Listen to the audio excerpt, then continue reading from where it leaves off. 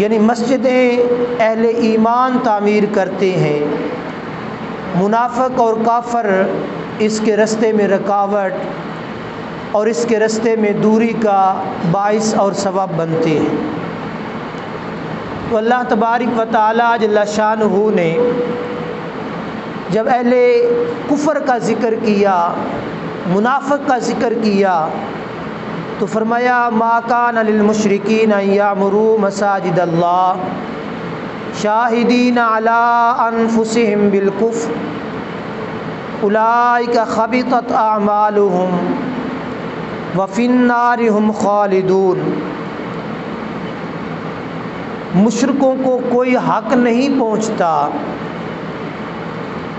کہ وہ اللہ تبارک و تعالیٰ کی مسجدوں کو آباد کریں، جب کہ یہ خود اپنے کفر کے گواہ ہیں، اپنے کفر پر شاہد ہیں، ان کے تمام اعمال برباد ہیں اور یہ ہمیشہ آگ ہی میں رہیں گے۔ یعنی یہ کفر کی علامت اللہ پاک جل شانہ نے سورہ توبہ کی آیت نمبر 17 اور 18 ان دونوں میں بیان فرمائی۔ 17 کے اندر منافق اور کافر اور 18 کے اندر مومن کا تذکرہ کیا۔ تو اللہ وحدہ لا شریک نے مشرکوں کو منع کر دیا، منافقوں کو منع کر دیا کہ وہ اللہ کی مسجدیں آباد نہ کریں، اللہ کی مسجدیں نہ بنائیں۔ کیوں نہ بنائیں؟ کہ ان کو مسجد بنانے کا، مسجد آباد کرنے کا کوئی ثواب نہیں ملے گا، اور ثواب کا مدار ہمیشہ ہر عمل کا وہ اس کی نیت اور ارادے اور ایمان پر ہوتا ہے۔ اگر نیت اور ارادہ درست نہ ہو تب بھی اس کا عمل رائگاں اور بیکار ہو جاتا ہے، عمل بے شک لاکھ گنا اچھا ہو، لیکن نیت کار فرما نہیں ہے تو اللہ تبارک و تعالیٰ اس کو ثواب نہیں دیتا۔ اب اس آیت مقدسہ کا شان نزول بڑا خوبصورت ہے۔ حضرت سیدنا علی المرتضیٰ کرم اللہ تعالی وجہ الکریم نے حضرت عباس رضی اللہ تعالیٰ عنہ کو، ابھی وہ ایمان نہیں لائے تھے، اس وقت ان کے مقابلے میں آئے اور سختی کی، تو حضرت علی المرتضیٰ رضی اللہ تعالیٰ عنہ نے ان کے لیے بڑے سخت جملے استعمال کیے۔ تو آگے سے حضرت عباس رضی اللہ تعالیٰ عنہ نے یہ سوال کیا کہ آپ ہماری برائیوں کو دیکھتی ہیں، یعنی کفر کی جو برائیاں ہیں، ہم کافر ہیں، ہمارے اندر غلطیاں ہیں، برائیاں ہیں، بدعمالیاں ہیں، آپ ان بدعمالیوں کو، ان کفر کو تو دیکھتے ہیں، ہمارے اچھی اعمال نہیں دیکھتے۔ تو حضرت علی المرتضیٰ رضی اللہ تعالیٰ عنہ نے آگے سے فرمایا کہ تمہارے اچھی اعمال کون سی ہیں؟ کوئی ایسا عمل ہے تمہارا جو اچھا ہو، وہ ذرا بیان تو کرو۔ تو انہوں نے، حضرت عباس رضی اللہ تعالیٰ عنہ نے، یہ اسلام لانے سے پہلے کی بات ہے، انہوں نے آگے سے کہا کہ تم ہماری خوبیاں چھپاتے ہو اور ہماری برائیاں بیان کرتے ہو۔ تو حضرت عباس نے کہا کہ ہماری جو خوبیاں ہیں ان کو تم بیان نہیں کرتے۔ تو حضرت علی المرتضیٰ نے فرمایا کہ تمہاری خوبیاں کون کون سی ہیں؟ کوئی ایسی خوبی بیان تو کرو جس کو ہم لوگ بیان کریں۔ تو حضرت عباس رضی اللہ تعالیٰ عنہ نے آگے سے پھر جواب دیا، ہم مسجد حرام کو آباد کرتے ہیں، یعنی کعبہ معظمہ کے ہم متولی ہیں، ہم کعبہ بناتے بھی ہیں، اس کو آباد بھی کرتے ہیں، مسجد حرام کو آباد کرتے ہیں اور کعبہ کی خدمت کرتے ہیں، حاجیوں کو سیراب کرتے ہیں، اسیروں کو رہا کرتے ہیں، یعنی قیدیوں کو، جو قیدی لوگ ہوتی ہیں ان کی رہائی کا بندوبست کرتے ہیں۔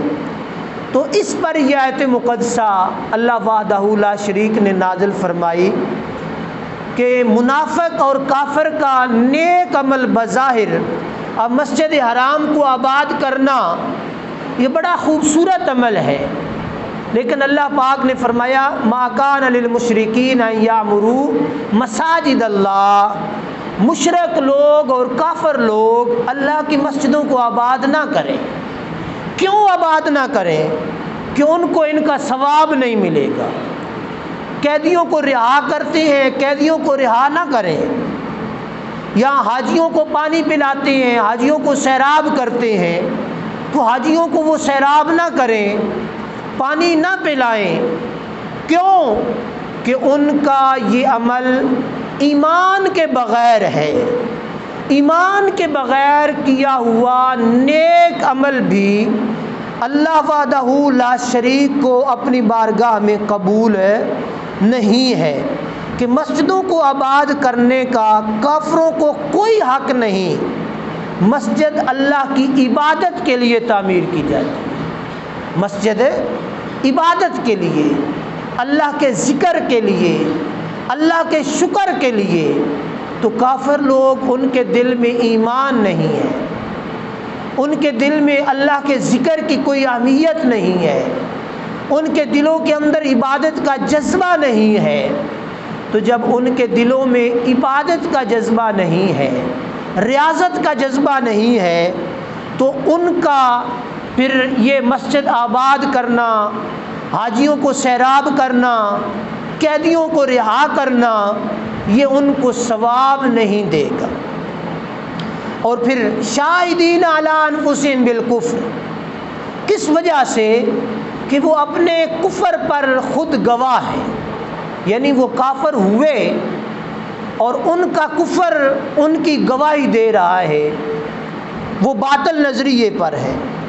تو ان تمام اعمال میں، کفر کی حالت میں اعمال مقبول نہیں ہوتے، نہ ان کی مہمان نوازی اللہ قبول کرتا ہے، نہ حاجیوں کو پانی پلانا اللہ قبول کرتا ہے، نہ قیدیوں کو رہا کرنا اللہ قبول کرتا ہے۔ کہ کافر کا کوئی عمل اللہ کے لیے نہیں ہوتا، کافر کا کوئی عمل اللہ کے لیے نہیں ہوتا۔ اب ہم یہاں پہ مسلمان بھی اپنے اندر جھانک کر اپنا مطالعہ کریں، ہمارا کوئی بھی عمل جب ہم دنیا کے لیے کریں تو وہ مومن کا عمل بھی قبول نہیں ہوتا۔ یعنی مثال کے طور پہ ایک بندہ زکوٰۃ دیتا ہے، بڑی زیادہ دیتا ہے، ایک بندہ صدقہ دیتا ہے، بڑا زیادہ دیتا ہے، کثیر مال وہ اپنا خرچ کرتا ہے، لیکن اس کی نیت یہ ہے کہ زکوٰۃ دے رہا ہوں، لوگ کہیں گے واہ جی واہ، بڑا کام چودھری صاحب نے کیا، زکوٰۃ دے دی، لوگ بلے بلے کا نعرہ لگائیں گے۔ صدقہ دیا کہ لوگ کہیں گے واہ جی واہ، بلے بلے، بڑا بھائی اس نے صدقہ دیا ہے، بڑی غریبوں کی امداد کرتا ہے، بڑی مسکینوں کی داد رسی کرتا ہے، بڑی غریبوں کے ساتھ محبت کرتا ہے۔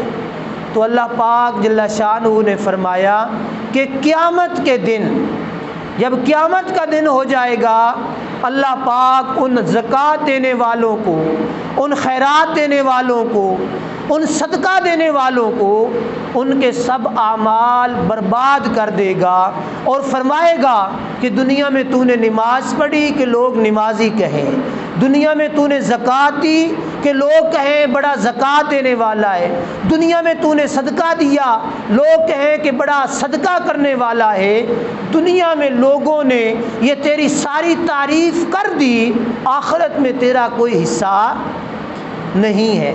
اب مومن اور منافق اور کافر، ان دونوں کے درمیان فرق ہو گیا کہ عمل جو بھی ہو اس کے پیچھے اللہ کی محبت ہو تو عمل قابل قبول ہے، اگر اللہ کی محبت نہ ہو تو عمل رائیگاں اور بیکار ہو جائے۔ حاجیوں کے، کئی حاجیوں کے، حضور علیہ الصلوۃ والسلام نے فرمایا معراج کی رات کئی حاجی ہوں گے جو حج اپنے کندھوں پہ اٹھا کے دوزخ میں جا رہے ہوں، کئی مولوی صاحب ہوں گے، کئی قاری صاحب ہوں گے، کئی عالم اور واعظ لوگ ہوں گے، جو لوگوں کو ساری زندگی واعظ و نصیحت کرتے رہے، حضور نے فرمایا کہ میں نے دیکھا کہ ان کی زبانوں کو دوزخ کی آگ کی کینچیوں سے کاٹا جا رہا تھا۔ میں نے عرض کیا یا رسول، جبرائیل امین سے پوچھا، جبرائیل یہ کون لوگ ہیں جن کی زبانیں آگ کی کینچیوں سے کاٹی جا رہی ہیں؟ تو جبرائیل امین نے عرض کیا یا رسول اللہ صلی اللہ علیہ وسلم، یہ آپ کی امت کے خطیب لوگ ہیں، یہ آپ کی امت کے قاری لوگ ہیں، یہ آپ کی امت کے واعظ لوگ ہیں جو لوگوں کو تو نصیحت کرتے تھے، اور اس لیے کرتے تھے لوگ کہیں واہ جی واہ قاری صاحب بڑی سونی آواز میں تلاوت کرتے ہیں، واہ جی واہ مولوی صاحب بڑا اچھا واعظ کرتے ہیں، واہ جی واہ وہ تعریف کے محتاج تھے، تو دنیا میں لوگوں نے ان کی تعریف کر دی، اب ان کا مقدر دوزخ ہے۔ تو اسی طرح مسجدیں بھی آباد کرنے والے، صدقے بھی دینے والے، زکاتیں بھی دینے والے، رب نے فرما دیا ما کان للمشرکین ان یعمروا مساجد اللہ، کافر لوگ مسجدیں نہ بنائیں کیونکہ ان کو ثواب نہیں ملنے والا، مومن مسجدیں بنائیں کہ ان کو اللہ کے ہاں درجہ اور مرتبہ ملنے والا ہے۔ اور پھر اللہ پاک جل شانہ نے دوسری آیت نمبر 18 کے اندر انما یامر مساجد اللہ من آمن باللہ والیوم الآخر واقام الصلاة وآت الزکاة ولم یخش الا اللہ فعسى اولئک ان یکونوا من المہتدین۔ اللہ کی مسجدوں کو وہی آباد کرتے ہیں جو اللہ اور قیامت کے دن پر ایمان رکھتے ہیں۔ اب کون آباد کرتے ہیں مسجدوں کو؟ مومن لوگ جو اللہ پر اور قیامت پر ایمان رکھتے ہیں۔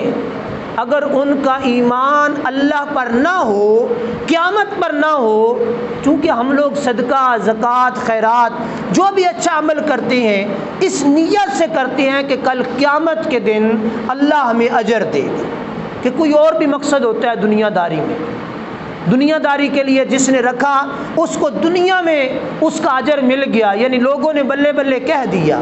تو جس نے آخرت کے لیے اجر رکھا کہ رب قیامت کے دن مجھے اجر دے گا، تو اللہ پاک پھر اس کو قیامت کو اجر دے گا۔ فرمایا کہ وہ مومن ہوتا ہے۔ کون ہوتا ہے؟ مومن ہوتا ہے، سچا مسلمان ہوتا ہے جو اللہ تبارک و تعالیٰ کی مسجدوں کو آباد کرتا ہے، اللہ پر اور قیامت کے دن پر ایمان لاتا ہے، اور ساتھ پھر نماز بھی قائم رکھتے ہیں۔ ساتھ کیا کرتے ہیں؟ نماز بھی قائم رکھتے ہیں اور زکوٰۃ بھی ادا کرتے ہیں۔ ولم یخش الا اللہ، اور ان کے دل اللہ سے ڈر رہے ہوتے ہیں۔ یہ گزشتہ جمعہ مبارک پر میں نے بڑی تفصیل کے ساتھ اس چیز کو بیان کر دیا۔ قلوبہم واجلۃ انہم الی ربہم راجعون، مومن نیک عمل کر کے اللہ سے ڈرتا ہے، زکوٰۃ دے کر اللہ سے ڈرتا ہے، نماز پڑھ کے اللہ سے ڈرتا ہے کہ باری تعالیٰ میں نے تو اپنی حیثیت کے مطابق وضو بھی کیا، غسل بھی کیا، پاک کپڑے بھی پہن لیے، سجدہ بھی تیری بارگاہ میں کیا، اب پتہ نہیں تیرے شیان شان سجدہ میں کر سکا ہوں یا نہیں کر سکا۔ میں اپنی عاجزی کا اظہار کرتا ہوں، میں گناہگار نکما ہوں، اپنی طاقت سے میں نے کوشش کی، پھر بھی ڈر رہا ہوں تیری بارگاہ میں جو آنا ہے تو اپنے فضل اور رحمت سے اس کو قبول کر لے۔ اسی طرح زکوٰۃ دیتا ہے تو باری تعالیٰ میں نے تو اپنے پیسے سے پیسہ نکال دیا، صدقہ دیتا ہے تو کہتا ہے میں نے تو صدقہ کر دیا، اب پتہ نہیں تو اس صدقے سے راضی ہے یا نہیں راضی، لیکن میرا دل صدقہ دے کر، زکوٰۃ دے کر، خیرات دے کر پھر بھی تیری بارگاہ سے ڈر رہا ہے، پھر بھی تیری بارگاہ میں عاجزی انکساری کر رہا ہے کہ مالک تو اپنے فضل سے قبول فرما دے۔ تو یہ اہل ایمان کی اور مومن کی شان ہوتی ہے۔ تو کافر اور منافق وہ تو اس چیز سے ہوتے ہی آ رہی ہیں۔ تو مسجدوں کو خوبصورت بنانا، مسجدوں کو آباد کرنا اور خوبصورت بنانا، اب صرف مسجدیں یہ نہیں کہ تعمیر اس کی اچھی کر دی تو مسجد آباد ہوگی، آباد مسجد نماز پڑھنے سے ہوگی۔ کس شے سے؟ نماز پڑھنے سے، محلے دار مسجد میں نہ آئیں، نماز نہ پڑھیں، تو پھر وہ مسجد تو آباد نہیں ہے نا۔ مسجد خوبصورت اور عالی شان ہو لیکن اس کو نمازیوں سے نہ بھرا جائے تو وہ مسجد بھی آباد نہیں ہے۔ تو ہم نے اولاً ہماری کوشش اور کاوش یہ ہونی چاہیے کہ ہم لوگ مسجدوں کو اللہ کے ذکر سے آباد کریں، اور پھر اس کی تزئین و آرائش، اس کی خوبصورتی، اس کے دیگر معمولات وہ بھی پورے کرنا، وہ بھی ہماری ذمہ داری، مومن مسلمان کی ذمہ داری ہوتی ہے۔ اب مسجدوں کو خوبصورت کرنا، اب ہمارا بعض دفعہ یہ خیال ہوتا ہے کہ مسجد خوبصورت نہیں ہونی چاہیے، بس ٹھیک ہے اللہ دا گارے نماز پڑھیندی پہ یہ چلو جیو جیا بھی ہے، تو سادی ہونا یہ مطلب ہے ٹھیک ہے، خوبصورت ہونا۔ آج کے دور میں اپنا گھر ہر بندہ خوبصورت بنائے، اپنا گھر خوبصورت، اس کے اندر ساری آسائشیں، مسجد اللہ کا گھر ہے، اس کے اندر آسائش نہ ہو تو پھر بھی بات نہیں بنتی۔ مسجد نبوی شریف میں سب سے پہلے حضرت سیدنا عمر بن خطاب رضی اللہ تعالیٰ عنہ نے خوبصورت فرش ڈالا۔ اس سے پہلے فرش اچھا نہیں ہوتا تھا، کچی زمین نیچے ہوتی، اوپر چٹائیاں ہوتی، تو حضرت سیدنا عمر فاروق رضی اللہ تعالیٰ عنہ نے سب سے پہلے اس کو مضبوط اور خوبصورت فرش میں تبدیل فرمایا، اور پھر سیدنا عثمان غنی رضی اللہ تعالیٰ عنہ نے عالی شان مسجد کی عمارت بنائی۔ کیا کیا؟ عالی شان، خوبصورت، خوب روح مسجد کی عمارت بنائی۔ اور حضرت سیدنا تمیم داری رضی اللہ تعالیٰ عنہ نے مسجد میں خوبصورت قندیلیں روشن کیں۔ اس سے پہلے ایسا معاملہ بھی نہیں ہوتا تھا، یعنی روشنی کرنا اور چراغاں کرنا۔ اور پھر سیدنا حضرت عمر فاروق رضی اللہ تعالیٰ عنہ نے رمضان شریف کے مہینے میں نماز تراویح کے موقع پر مسجد کے اندر ہر کونے میں چراغ روشن کیے۔ کیا کہ جس کو لائٹنگ کہتے ہیں ہم لوگ، چراغ روشن کیے۔ اس دور میں یہ چراغ ہوا کرتے تھے، بتیاں شتیاں کوئی نہ ہوتی، بجلی کوئی نہیں، تو اس وجہ سے انہوں نے وہ چراغ روشن کیے۔ تو حضرت سیدنا علی المرتضیٰ رضی اللہ تعالیٰ عنہ نے ان کو دعا دی۔ کیا کیا؟ اب یہ نہیں کہ کسی ایک صحابی کا عمل، حضرت عمر فاروق نے اس کو روشن کیا، قندیلوں کو اور چراغوں کو خوبصورت روشنی فرمائی۔ تو حضرت سیدنا علی المرتضیٰ رضی اللہ تعالیٰ عنہ نے حضرت عمر فاروق رضی اللہ تعالیٰ عنہ کو نور قبر کی دعا دی۔ دعا یہ دی کہ اے عمر بن خطاب، اللہ تیری قبر میں نور داخل کرے، اللہ تیری قبر میں چراغ جلائے، اللہ تیری قبر کو روشن کرے جو تو نے اس مسجد کو روشن کیا ہے، مسجد کو خوبصورت بنایا ہے۔ اور حضرت سیدنا سلیمان علیہ السلام نے مسجد اقصیٰ کی تعمیر فرمائی تو اس کے اندر بڑی خوبصورت قسم کی روشنی کی، اور وہ روشنی 12 مربع میل دور تک اس کی ہوتی تھی۔ یہ حضرت سیدنا سلیمان علیہ السلام نے روشنی کی تھی۔ تو مسجدوں کی خوبصورتی، عالی شان ہونا یہ پہلے دن سے ہے۔ اب چونکہ زمانہ ترقی یافتہ ہے، معمولات تیزی کی طرف جا رہے ہیں، چاروں طرف گھر جو ہیں وہ ہمارے بڑے خوبصورت ہوں، بڑی خوبصورت ٹائلیں لگی ہوئی ہوں، تو مسجد جو ہے وہ خوبصورت نہ ہو تو یہ بھی بات مناسب نہیں ہوتی۔ مسجد بھی ایک شان ہے مومن کی، مسجد شان ہے۔ اور پہلے لوگ یہ کوشش کیا کرتے تھے گاؤں کے، محلے کے، کہ مسجد کی چھت فرض کریں 10 فٹ پہ ہے تو ہر بندہ یہ کوشش کرتا تھا کہ میرے گھر کی چھت 9 فٹ پہ، مسجد چھت لڑو میں اپنا چھت اچا اے تسی وڈیرے ہو سارے جان دیو ہو۔ یہ ہر بندے کی خواہش ہوتی تھی، کرتے تھے کوشش کہ میرا چھت، میری گھر دی بلڈنگ دا چھت مسجد دی چھت نال اچا، کہ ہن تے ساریاں دے ماشاءاللہ مسجد نالوں اچے ہوندے نے۔ تو یہ مطلب ہے کہ ضرورت ہے نا، وہ پہلے لوگ کامیاب بھی تھے، اہل ایمان بھی تھے، ہم بھی الحمدللہ اہل ایمان ہیں، لیکن وہ جذبہ ایمانی، وہ جذبہ محبت دین کے ساتھ وہ آج ہمارا کمزور ہوتا چلا جا رہا ہے۔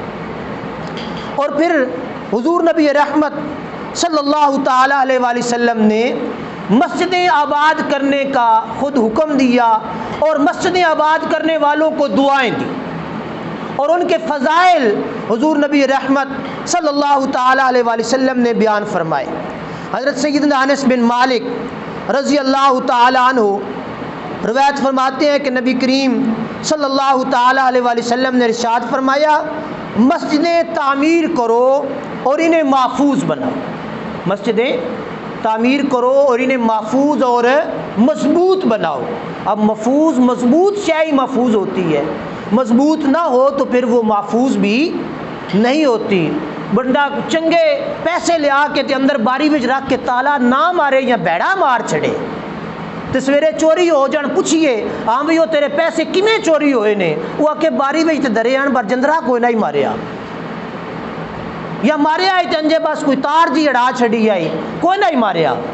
تے مڑ کی آکھو دے تسی سارے بھئی یہ بندہ سیاںا ہے، پیسے لیا کے باری وچ دھر کے سارے پتہ بھی ہے جندرا کوئی نہیں سماریا، پھر آکھن یار غلطی تے تیری ہی ہے نا، تو اپنی شے دی حفاظت پہلے نہیں کی تھی۔ تو مسجدوں کو خوبصورت اور مضبوط اور محفوظ بنانا یہ نبی پاک صلی اللہ علیہ وآلہ وسلم کا فرمان ہے۔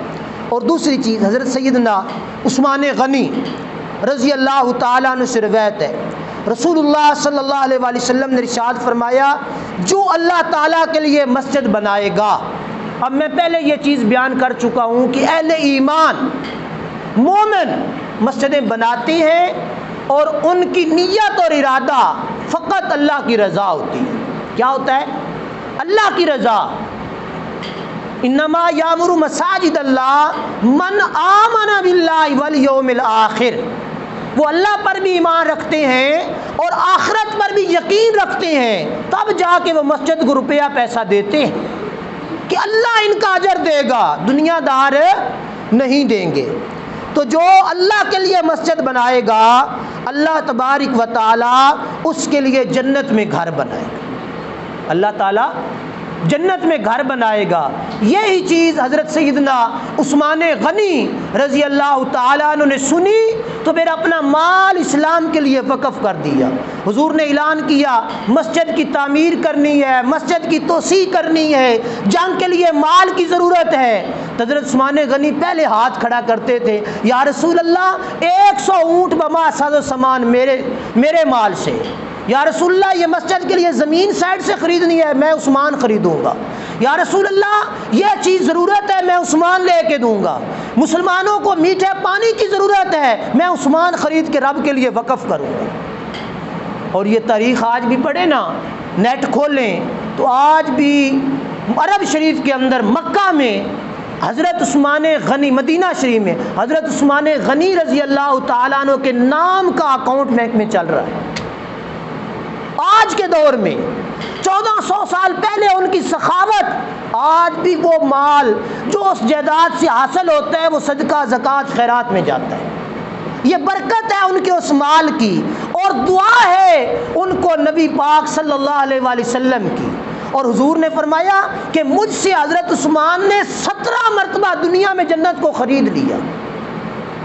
مسجد کی توسیع کا موقع آیا، عثمان نے، یا رسول اللہ میں مسجد کے لیے جگہ خریدتا ہوں، جتنے پیسے لگے میں دوں گا، میں مسجد کو تعمیر کرتا ہوں۔ یہ حضرت عثمان غنی کا ایک اپنا شوق تھا، اپنا جذبہ تھا، ہر صحابی کا شوق تھا۔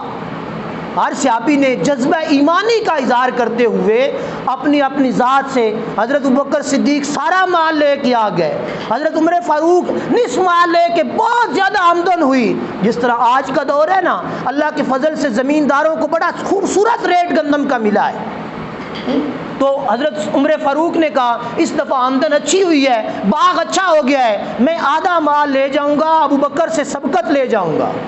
پر ابو بکر قربان جائیں، ان کی ادائیں بھی حضور کے ساتھ نسبت خاص تھی، قرب تھا، پر وہ اپنا ساز و سامان اٹھایا اور لا کے حضور کے قدموں میں ڈھیر کر دیا۔ یا رسول اللہ جو کچھ بھی تھا نا، دیوار پہ ہاتھ مار کے کوئی سوئی بھی تھی وہ بھی میں اٹھا کے لے آیا۔ یہ کیا تھا؟ یہ ان لوگوں کا جذبہ ایمانی تھا۔ آج ہمیں تو کہا جائے تو ہم پریشان ہو جاتے ہیں۔ اور پھر حضرت سیدنا انس بن مالک رضی اللہ تعالیٰ عنہ روایت فرماتی ہیں کہ رسول اللہ صلی اللہ علیہ وآلہ وسلم نے ارشاد فرمایا، جس نے اللہ عز و جل کے لیے چھوٹی یا بڑی مسجد بنائی، جتنی توفیق ہے، جتنا کسی کا حصہ، کسی نے 1 روپیہ بھی خلوص نیت کے ساتھ دیا، رب اس کا بھی اجر دے گا۔ کسی نے کروڑوں دیا، رب اس کا بھی، جتنی نیت ہوگی اتنا رب اجر دے گا۔ ہو سکتا ہے کروڑوں والا 1 روپے والے سے اجر میں کم ہو، اس کی نیت کے اندر زیادہ مضبوطی ہو، کروڑ والے کی نیت کے اندر مضبوطی نہ ہو۔ وہ دنیا کے لیے کر رہا ہو، دنیا والے کہیں واہ جی واہ بڑے پیسے مسیتیں دیتے، تو چھوٹی یا بڑی مسجد بنائی، اللہ تبارک و تعالی اس کے لیے جنت میں گھر بنائے۔ اس طرح پھر حضرت عمر فاروق رضی اللہ تعالیٰ عنہ سے بھی حدیث پاک ہے، فرمایا مسجدیں اس لیے بنائی جاتی ہیں تاکہ اللہ کا ذکر ہو۔ مسجد کس لیے بنائی جاتی ہے؟ تاکہ ان مساجد کے اندر اللہ کا ذکر کیا جائے۔ تو جو اس نیت سے اللہ کی مسجد بناتا ہے، اللہ تبارک و تعالی اس کے لیے جنت میں گھر بنا دے۔ جتنی خوبصورت وہ مسجد ہوگی اتنا، بلکہ اس سے 7 گنا زیادہ عالی شان اللہ پاک اس بندے کے لیے محل تیار کرے۔ حضرت ابو ہریرہ رضی اللہ تعالیٰ عنہ روایت فرماتے ہیں، جس نے اپنے حلال مال سے وہ گھر بنایا جس میں اللہ عز و جل کی عبادت کی جائے، جس میں، اب ظاہر سے مراد مسجد ہی ہے، اللہ عز و جل کی عبادت کی جائے تو اللہ تبارک و تعالی اس کے لیے جنت میں موتی اور یاقوت کا گھر بنائے، یعنی موتیوں سے مزین بڑا خوبصورت اور عالی شان محل اللہ وحدہ لا شریک اپنے فضل اور توفیق سے اپنے بندے کے لیے بنائے گا۔ چونکہ یہ دنیا کا نظام ہے، اللہ چاہے نا تو اللہ تبارک و تعالی حکم دے کسی بھی مخلوق کو کہ راتوں رات جا کے فلاں جگہ پہ مسجد بناؤ، بن سکتی ہے کہ نہیں بن سکتی؟ اللہ کی طاقت ہے کہ نہیں ہے؟ یہ سب مانتے ہیں نا الحمدللہ۔ اللہ حکم دے، فرشتوں کو حکم دے، جاؤ جا کے چیتو وچ مسجد ڈٹھی پہ یہ بنایا، بنا جائیں گے کہ نہیں بنا جائیں گے؟ لیکن رب تبارک و تعالی ہر بندے کو اجر دینا چاہتا ہے، ایمان والوں کے ایمان کی پرکھ کرنا چاہتا ہے۔ اللہ چاہے تو بنا سکتا ہے، لیکن یہ اللہ نے اہل ایمان مومنوں کے ذمہ یہ کام لگائے ہو،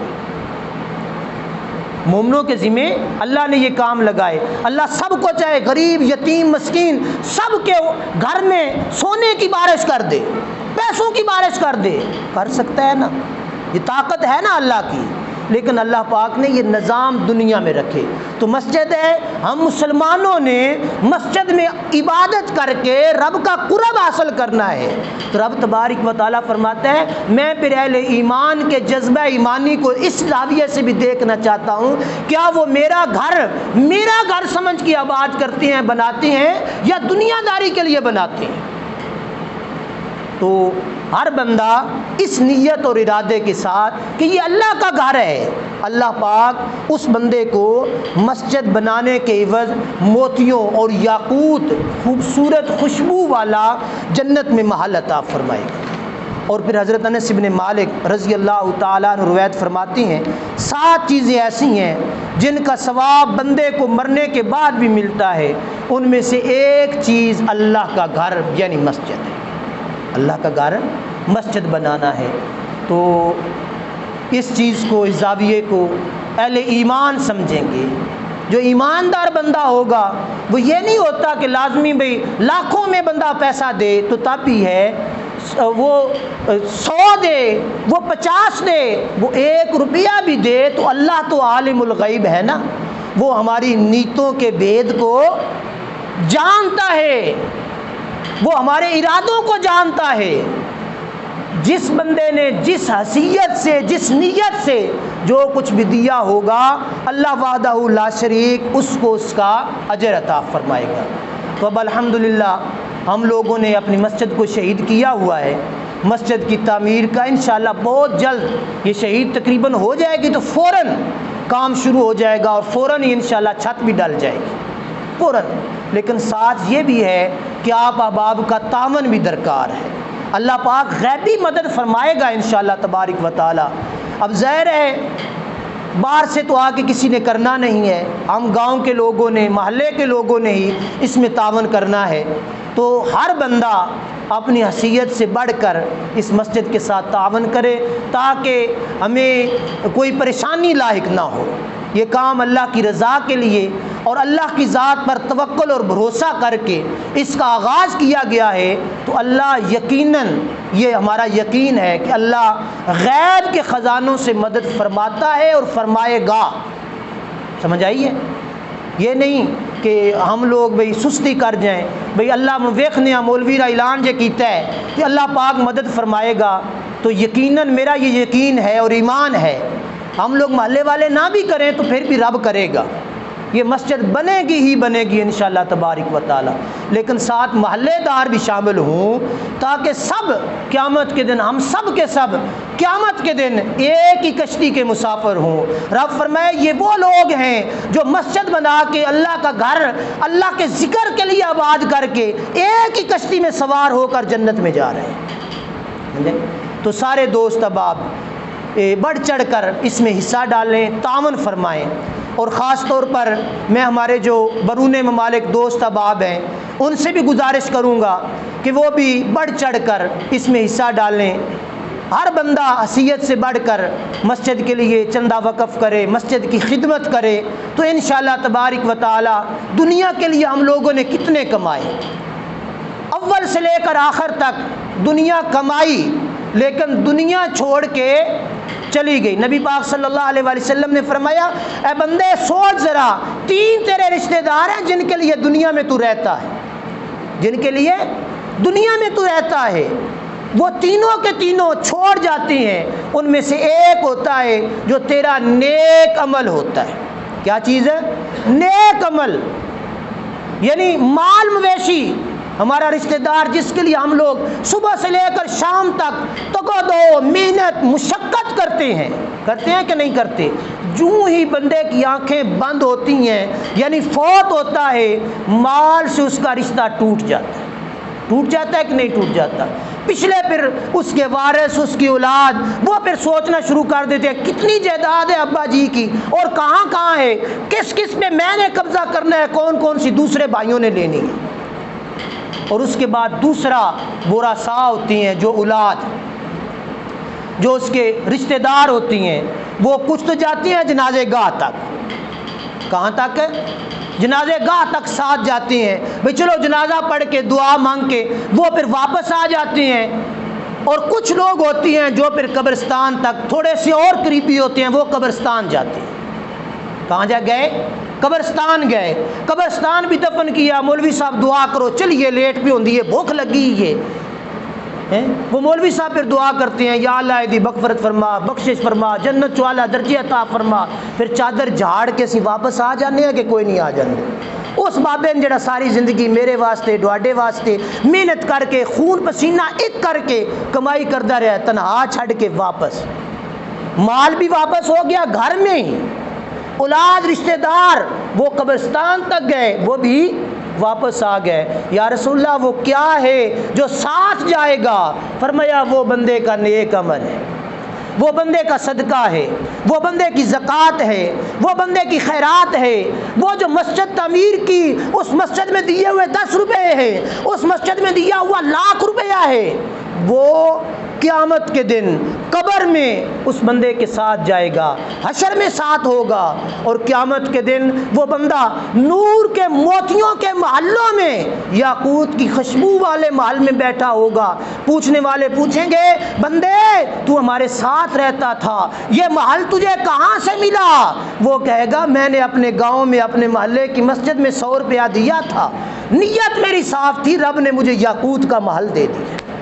تو اللہ پاک جل شانہ ہمیں عمل کی توفیق عطا فرمائے۔